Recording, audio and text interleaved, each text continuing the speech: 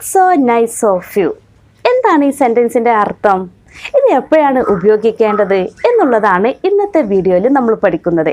Welcome to Henna's English. It's so nice of U.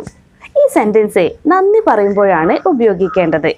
അതായത് നമുക്ക് ആരെങ്കിലും എന്തെങ്കിലും സഹായം ചെയ്യുമ്പോൾ, അതായത് അയാളുടെ സമയം മാറ്റി വെച്ചുകൊണ്ട് കുറച്ച് പ്രയാസപ്പെട്ടുകൊണ്ട് നമുക്ക് എന്തെങ്കിലും സഹായം ചെയ്തു തരുമ്പോൾ നമുക്ക് അയാളോട് താങ്ക് യു എന്ന് പറയുന്നതിന് പുറമെ it's so nice of you എന്ന് പറയാം. അതാണ് ഇംഗ്ലീഷുകാരുടെ ഒരു രീതി. നമ്മളെ സഹായിച്ച ആളോട് നമ്മൾ ഈ രീതിയിലാണ് നന്ദി പറയേണ്ടത്. It's so nice of you to help me. എന്നെ സഹായിച്ചത് നിങ്ങളുടെ ഒരു നല്ല മനസ്സ്, അതാണ് അതിൻ്റെ ആശയം. ആ ആള് കുറച്ച് പ്രയാസപ്പെട്ടിട്ടാണെങ്കിലും അയാളുടെ സമയം മാറ്റിവെച്ചുകൊണ്ട് നമ്മളെ സഹായിച്ചല്ലോ. അപ്പോൾ ഈ രീതിയിലാണ് നന്ദി പറയേണ്ടത്.